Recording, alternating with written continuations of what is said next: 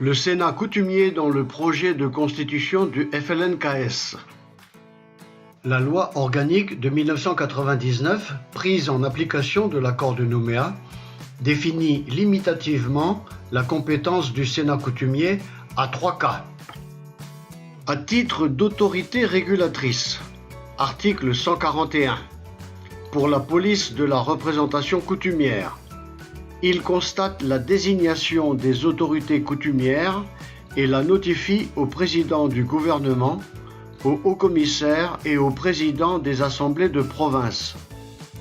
À titre consultatif, articles 142 à 144, il est consulté sur les projets ou propositions de loi du pays ou de délibération, respectivement par le président du gouvernement, le président du congrès ou d'assemblée de province, ou par le haut-commissaire, sur des questions relatives à son domaine de compétence.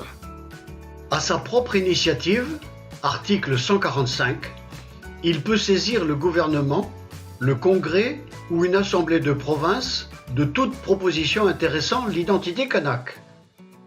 La loi organique a ainsi donné au Sénat coutumier, pour l'essentiel, un rôle d'assistant des institutions politiques pour la prise en compte de la dimension identitaire mélanésienne. La loi organique exclut donc toute initiative politique et indépendante. Cela repose sur la considération fondamentale que la désignation des sénateurs coutumiers n'a aucune base démocratique. En conséquence, par exemple, l'adoption par le Sénat coutumier de la charte du peuple kanak, qui n'entre pas dans le champ de ses compétences, n'a pas de valeur juridique. Et sa diffusion publique, en particulier sur le site du Sénat coutumier, n'est pas conforme aux objectifs assignés à cette institution. Il est donc inquiétant de voir le Sénat coutumier dériver de ses compétences légales, en particulier à la lumière du rôle que prévoit de lui donner le projet constitutionnel du FLNKS. En outre, les querelles intestines qui émaillent régulièrement ces réunions laissent à penser que l'on a sans doute placé trop d'espoir dans le rôle d'assesseur qu'aurait pu avoir cette institution dans le fonctionnement de l'appareil administrativo-politique de la Nouvelle-Calédonie.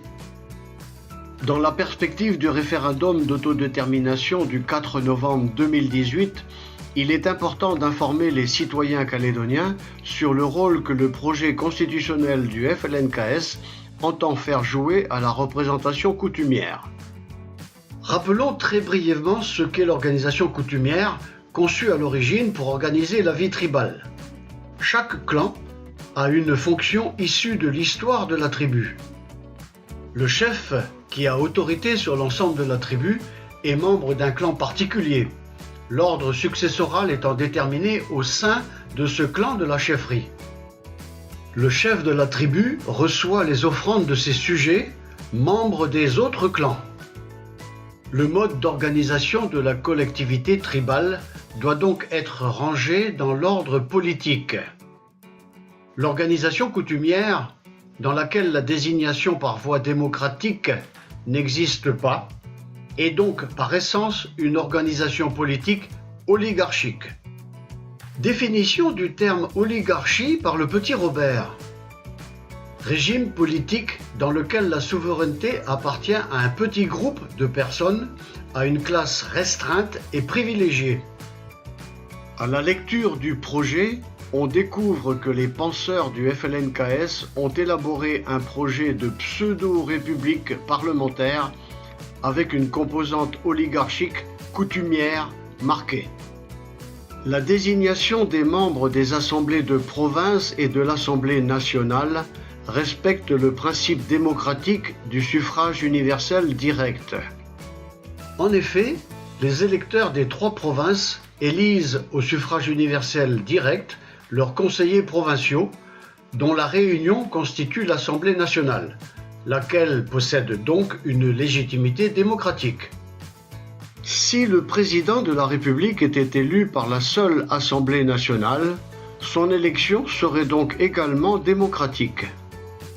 Mais le projet du FLNKS prévoit également, de manière absolument ahurissante, que les membres du Sénat coutumier, émanation et représentation exclusive d'une seule ethnie de la communauté calédonienne, concourent également à l'élection du président de la République, ce qui constitue une atteinte grave aux principes démocratiques.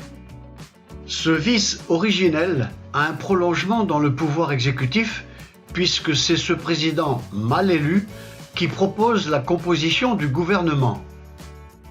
Compte tenu de la pratique que l'on connaît de l'actuel Sénat coutumier, on peut d'ores et déjà pointer quelques dysfonctionnements que ce schéma d'organisation des institutions ne manquera pas d'amener.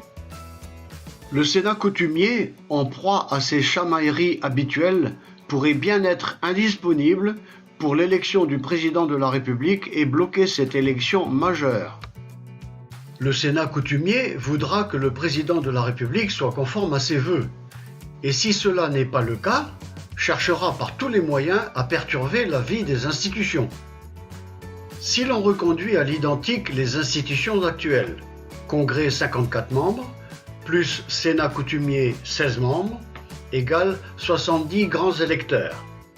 L'équilibre démocratique de la représentation serait rompu lors de la désignation du président de la République et par voie de conséquence du gouvernement.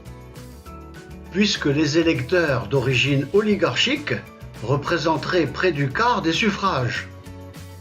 Cela conduirait inéluctablement au scénario fidjien. Tensions interethniques, conflits de représentativité et vraisemblablement guerre civile et coup d'État. Projet à ranger aux oubliettes au plus vite.